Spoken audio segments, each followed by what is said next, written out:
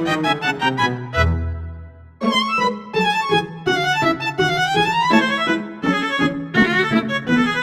akan menjelaskan tentang ISO 56004 tentang asesmen.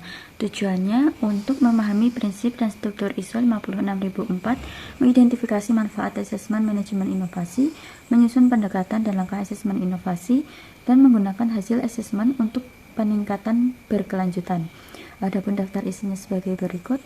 Kemudian saya akan langsung membahas tentang reason for carrying out an innovation management assessment, yaitu alasan penilaian manajemen inovasi.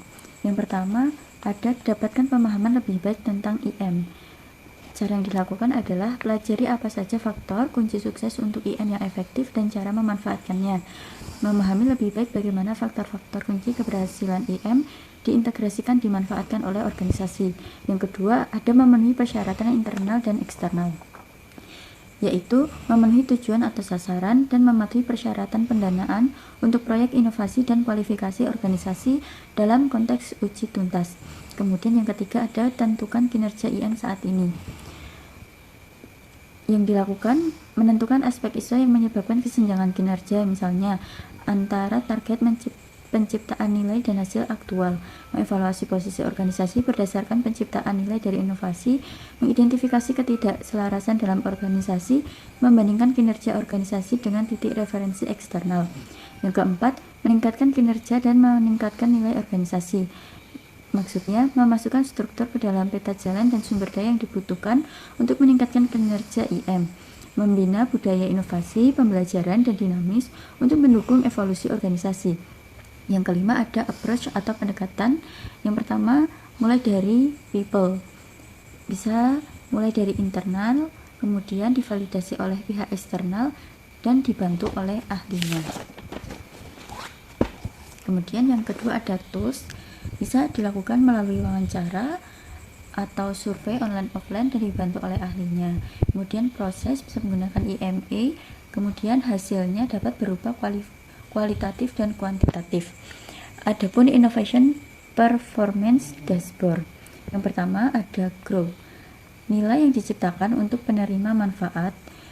Nilai yang diciptakan untuk penerima manfaat, jumlah karyawan, pangsa pasar dan inovasi, pendapatan dari inovasi, laba dari inovasi. Kemudian ada inovasi leadership, dapat dilakukan dimulai dari ide, kemudian research dan prototype. Hal ini dapat mengoptimizing the innovation life cycle, kecepatan inovasi, sumber daya yang dialokasikan versus nilai yang diberikan. Kemudian yang ketiga ada efisiensi. Hal yang dapat diberikan yaitu jangka waktu tercapai atau dipercepat, tingkat kualitas tercapai atau terlampaui. Adapun hasil dari pendekatan yaitu manajemen inovasi yang pasif, manajemen inovasi yang reaktif, manajemen inovasi yang pasif, manajemen inovasi yang proaktif. Kemudian ada level-level dalam pendekatan. Yang pertama, level 1 yaitu initial or ad hoc. Maksudnya di sini adalah organisasi masih berada pada tahapan permulaan di mana aktivitas yang digunakan sebagai dasar pengukuran maturitas masih bersifat ad hoc. Kemudian level kedua, managed, yaitu organisasi memiliki kapabilitas untuk melakukan aktivitas yang bersifat repeatable meskipun belum terdokumentasi secara standar. Kemudian level ketiga yaitu definite, yaitu organisasi mampu mendokumentasikan aktivitas pada level 2 secara standar yang dituangkan dalam bentuk proposal baku.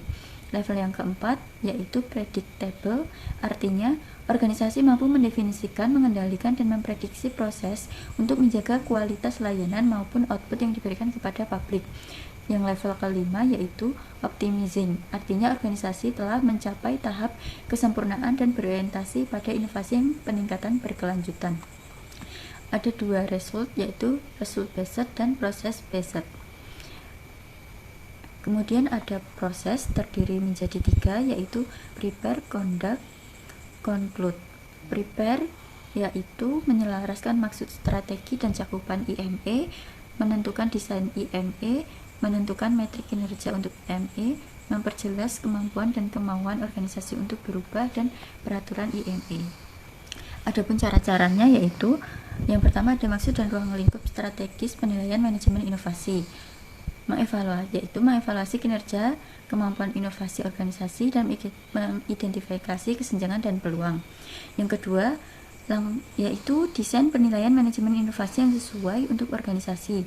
Langkah yang dilakukan yaitu disesuaikan dengan strategis dan tujuan inovasi organisasi dan menggunakan kerangka kerja dan metodologi yang relevan.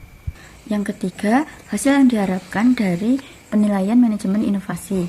Langkah yang dilakukan, pemahaman tentang kematangan inovasi saat ini, peluang untuk perbaikan telah teridentifikasi, rekomendasi untuk inisiatif inovasi masa depan. Yang keempat, persyaratan yang dibutuhkan internal dan eksternal.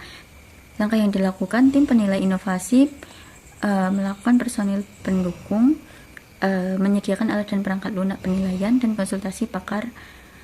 Kemudian yang kelima, ada kemampuan dan keinginan organisasi untuk berubah. Langkahnya itu budaya inovasi dan keterbukaan terhadap ide-ide baru, kapasitas untuk menerapkan perbaikan inovasi, dan menetapkan garis waktu. Yang keenam, ada metrik kerja untuk penilaian manajemen inovasi. Langkah yang dilakukan yaitu tingkat kematangan inovasi, area perbaikan yang diidentifikasi, kemajuan menuju tujuan inovasi. Kemudian yang ketujuh, ada persiapan untuk penyelesaian. Langkah yang dilakukan menyelaraskan pemangku kepentingan, menentukan kriteria penilaian, mengkomunikasikan tujuan dan prosesnya, dan menetapkan garis waktu. Kemudian ada conduct. Langkah yang dilakukan adalah mengatur alat, mengumpulkan data baik kuantitatif dan kualitatif, kemudian menganalisis data, setelah itu menginterpretasikan data dan mengidentifikasi kesenjangan, kemudian melakukan pembersihan data. Yang selanjutnya ada kesimpulan terkait ringkasan manajemen, instruksi ringkasan, kemudian kinerja untuk setiap area penilaian, evaluasi terperinci setiap kriteria, rekomendasi perbaikan IM, glosarium, dan lampiran. Kemudian yang terakhir ada improvement, yaitu dilakukan dengan rekomendasi untuk meningkatkan penilaian manajemen inovasi. Setelah itu, menentukan peta jalan untuk meningkatkan penilaian manajemen inovasi masa depan. Kemudian, implementasi tindakan peta jalan.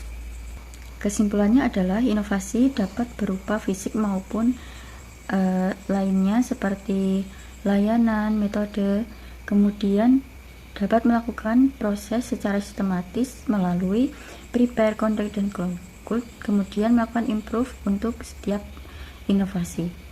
Sekian yang dapat saya sampaikan. Terima kasih. Wassalamualaikum warahmatullahi wabarakatuh.